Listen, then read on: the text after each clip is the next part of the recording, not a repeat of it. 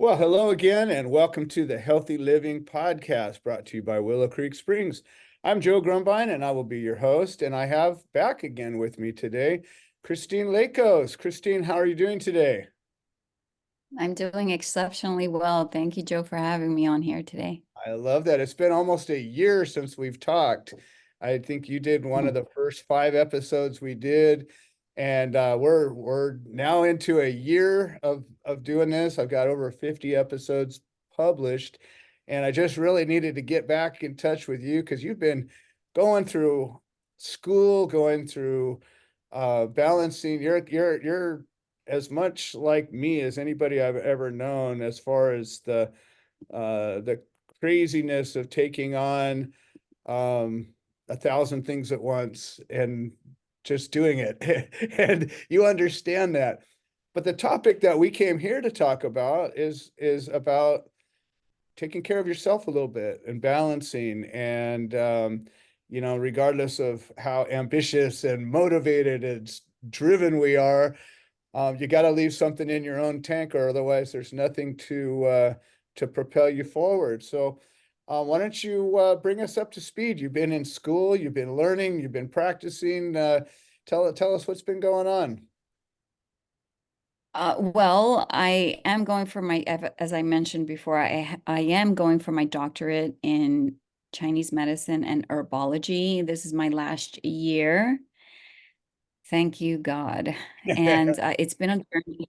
It's been a journey. And along with that journey, covering the fact that I do have a business, I do have a family, a house, dogs. And I pretty much can relate to most of the people out there. You know, one of the things that Chinese medicine brings on board is the fact that we need to balance our lives, like balance our yin and our yang, right? And one of the greatest textbooks that we follow is a textbook by Peter Dettman, which is the Manual of Acupuncture. But he also wrote a book with his wife called Live Well, Live Long. And Peter Dettman, I greatly admire because he started out like you and me, just regular people. You know, he was a hippie that traveled the world Wow. and came across some illnesses. He was in the natural health industry and then soon discovered that there was a process that he needed to go through. And that process was, how do you balance your life? You can eat healthy. You can manage what you do on your day-to-day basis, but how are you balancing your emotions? How are you balancing that anger? You know, we have triggers on a daily basis. How are you dealing with those triggers? You know, and exercise is wonderful and your lifestyle could be great, but there's environmental challenges that we deal with on a daily basis. There's temperature changes. There's pesticides that we deal with. There's air qualities. There's people like us. You and I both suffer from lung issues. Mhm. Okay. And there's also something to consider: water quality. What are we doing to improve those elements to better our lives? Right. Agreed. Um, and the Taoists believe that it is our responsibility to take ownership of this earth and make it a better place, not only for you and I, but for the generation that's coming forward. Well, and I think part And of that is acknowledging that we're part of the earth, right? I mean, we act like we're separate from it all because, everything's all about us and we're just going to do our thing and throw our crap in the river and not worry about it. But the truth is, we're part of this earth. And that water that just sucked up our trash, somewhere down the line, it's going to come back to us. And we don't think about it too often. that's right. That's right. You know, Peter Deadman brings to our attention excessiveness. You and I are go-getters. Are we doing things in excess? If you stand too much, what are you going to deal with? Um, you're going to deal with vein issues. If you sit for too long, you're going to deal with cardiovascular issues. You know, we deal with high blood pressure, cholesterol, obesity, strokes. How do we maintain our health? You could work out, but are you working out excessively? Are you draining your adrenals? You have to go in and check every standard of your life, every facet, and evaluate it so that you are living in complete balance and peace. And do you come from a family that is constantly arguing? How do you balance something like that? You know, I how do think you, most and people that's would say part of, yes to that, right? absolutely, absolutely. The Chinese believe that anything in excess is damaging to our body. Too much sex damages your kidneys. Um, if you laugh too hard, that damages your heart, You can bust a believe it or gut. not. Your gut is a big contributor as well, right? What are you putting into your body? Do you have acid reflux? Why do you think that is? You know, everything has a rhyme and reason. And again, it boils down to balance. Stress levels will kill you. It doesn't matter how healthy you are, how much of an athlete you are. If your stress is through the roof, you best believe it's going to get the best out of you. So, I love the program I'm in. And not only does it teach you how to balance, it teaches you how to eat. It teaches you how to find ways holistically to better improve your life. Whether it's through needles, through ear acupuncture, to practicing qigong, to getting tuina, which is a medical massage. Um, we are all deserving of relaxation, and you have to make time for yourself. Where does sleep fit into that? I've been working on sleep as a topic that I've been focusing on, and I think sleep is a great thermometer gauge of how we're doing, because I think if you sleep well, you're probably in some kind of a balance, because that's the place where your body likes to fix itself. And so many people struggle without getting enough sleep or getting a good sleep that we need. People sleep and then they wake up and they're groggy and they didn't really go into good deep REM sleep. And there's so many things that get in our way of sleep. It seems like that might be a good, at least a point on the map to look at as far as to determine, am I in balance? Well, we see people in clinic that either have a hard time falling asleep, but once they fall asleep, they stay asleep. Mhm. Then we have situations where you go to sleep easily, but then you wake up several times in the night, whether you have to urinate a few times during the night. Um, we look at these things, and there's different levels in our lives that change, and we have to go with those changes and kind of fix them. Like if you get up in the morning at 1 to 3, that's a liver concern. That means that your liver is probably overactive. That could be also a potential issue that you may have high blood pressure, because um, it affects your liver, high blood pressure, and also diabetes could be another concern. So there are things we can take to better our sleep. Um, and there are therapeutic things that we can do, like putting lavender at the soles of the bottom of your feet for rest and relaxation. However, too much lavender at the bottoms of the soles of your feet will give you a headache the following day. So All this everything balance, in moderation. yeah, right? Yeah. Balance is absolute key. Are you drinking coffee before you go to sleep? How many times are you drinking coffee during the day? How much caffeine are you consuming? Is your coffee organic? Is it not organic? I mean, these you have to make an assessment, a serious assessment, and be truthful to yourself as to what you're doing to keep you up at night. Is your mind going crazy before you go to sleep? Is your mind going and going and going? Because that is affiliated with the heart. And if you're a worry wart, you're going to have excessive thinking, and that's going to prevent you from falling asleep and prevent you from staying asleep. So there are so many different facets to look at. Self-love is another one. What are you doing on a daily basis? Just, are you giving yourself 10, 15 minutes to breathe? Are you going in the sauna to sweat out those toxins? Because toxins accumulate in the body. Western medicine will sit there and say, oh, yeah, you can get rid of toxins. Yeah. Are you sweating every day to release those toxins? Because according to what I've learned and researched, the toxins build up in the body to the point where you start itching out of nowhere. And you're like, wait, why am I so itchy? Well, guess what? You have an overload of toxins. So there's something also to take into account. How many supplements are you taking on a daily basis? And how many, it's not expedients, it's not, what's the term?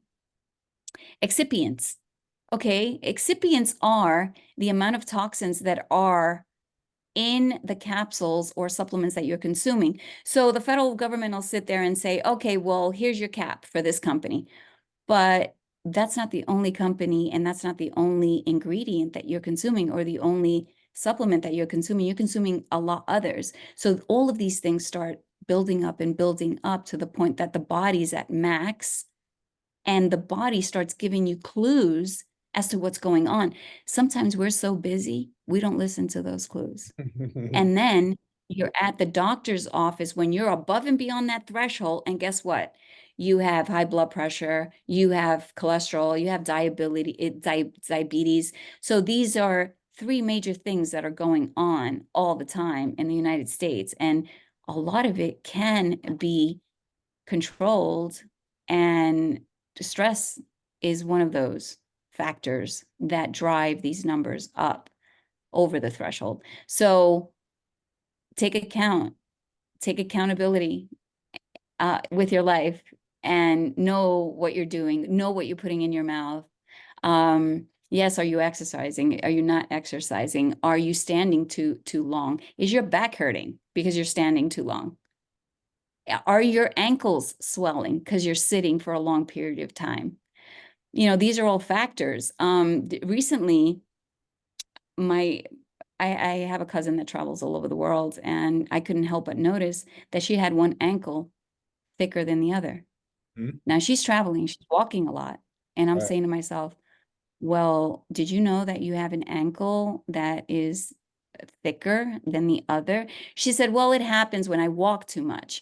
Huh. That's a circulation issue. Yeah. And make note of that, because this can become a potential problem, particularly in our family that has known to have strokes and heart attacks. So it's in the blood.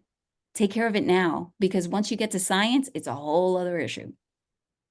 Yeah, it seems like, there's two factors at play. One of them is that the cards we get dealt, right? You have genetics. I have genetics. Some people, you're just going to be skinny no matter what you do. Other people, you're going to struggle with your weight no matter what you do. Some people can drink a few drinks every day and never have a problem. Other people, you drink one drink and your eyes go sideways. And the next thing you know, you're chasing somebody with a knife. I mean, there are genetic propensities, type 3 diabetes. You've got heart disease. A lot of the factors in heart disease are genetic, but then you compound the environmental and the actions and activities we do, and you can exacerbate them a lot. So you've got this one set of cards that you're holding in your hand, regardless. You just got born that way. There are things you can do, but these are the factors. These are the rocks that you're built with. And then the other part of it is, what are we doing? The conscious choices or the unconscious choices, or all of the things we do, the foods, the supplements, the activities, the stresses, the whatever. And I wonder, like, to establish a balance, I think there has to become some kind of an awareness to really be able to balance. Like, you're in school, so you're being taught these things. Most people don't go to the schooling that you're going to. So, how do you recommend, like, kind of like the common sense, oh, you have to have a balanced life. That all makes sense, right? Nobody's going to argue with that. Nobody's going to say, no, you don't. You need to be extreme in every way. it makes perfect sense. But then to actualize that, to say, okay, well, what does that mean? How do I do it? Yeah, I want that balance, but you know, how do I get it when my sister can, eat a banana split with her meal every single day, and she never gets over 98 pounds. And me, I look at a gummy bear and, I put on 5 pounds. What in the hell? Like, how do I balance that? Do I have to suffer and not ever enjoy something I like? Or, I mean, how does that even work out?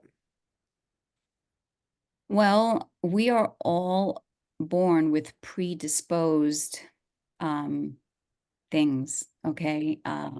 Science has even brought to our attention that genetics can be changed. And you have to be really strict on how you live your life. So these recurring cycles don't continue occurring, not only for your life, but your not your siblings, but your children, your lineage that you leave behind.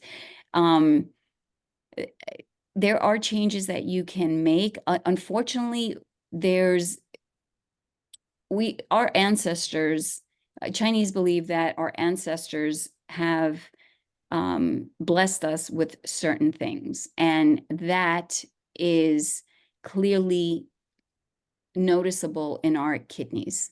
Our kidneys are what hold our essence. And sometimes they say, oh yeah, well, notice the people's ears. If they have big ears, they have great essence. If they have little ears, they don't have very good kidneys. These are all things that we kind of look at clinic and put little stories together, but one will not determine the other. You have to look at the entire body and assess the entire person. Now, um, I'll give you an example of me, because I can't sit here and say, well, this patient, that patient, but I'll give you an example of me. My mother has high blood pressure. My high blood pressure, cholesterol, diabetes, and I don't have these things. My cholesterol maybe will escalate to a certain extent, but then I'll exercise and do more cardio to bring it down. I also have watched what I've eaten throughout my whole entire life, even as a child. I remember there were certain things I couldn't, I would see my family eating, like pork grinds, and maybe I'll take I took a bite out of it, but excessive grease did not really agree with my stomach. I would get You had an sick. instinct for health somewhere already. Just, I mean, that was a blessing that you got. Because some You know, people, my grandmother had diabetes, but my yeah. grandmother was a holistic healer. My grandmother treated her own diabetes through leaves that Mhm. she would get imported from the Dominican Republic. It was pretty impressive. Yeah.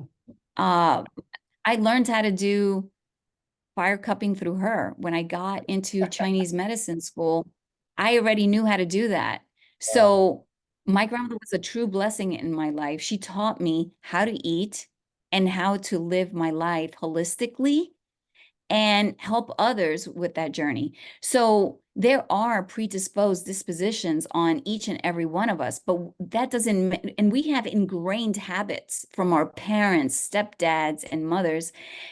It's up to us to make those distinctions and make those corrections. And we can make a change. I love it. This is a perfect place to stop for a second, because this is a two-part conversation, and I love where it's going. And you gave me a perfect, easy segue. So this is the part where I'm going to give you an opportunity to let everybody know, how do they get a hold of you? What is it that you want to share? This is a healthy living community. It's all about each of us brings something to this resource, and each of us has something that they can get from the resource. So I always ask all my guests before the show ends, how do we get a hold of you? What do you have to offer? Well, I do have a website. It's nohighcbd.com. And I do have an Instagram that has a pretty large following. Anybody can reach me on Instagram. They can reach me through my website. I am very accessible, actually. I am on Facebook. I am on Twitter. There's many different facets for you to get a hold of me. My name is Christine Leakos, and I am the owner of No High CBD. I will open up other avenues And I will treat clients at a later point in time once I am licensed. And that should be in about a year and a half Great. from now. Well, we'll be updating your profile. That's another thing. Anybody who's listening to this, there's a profile link on the description of the show. You can click on that, learn more about Christine, and we'll be updating as we have updates to put. Well, Christine, thank you so much. I'm going to rejoin with you in about 30 seconds for part 2 of Balancing Your Life. Thank you. It's been the Healthy Living Podcast, brought to you by Willow Creek Springs. Okay, so now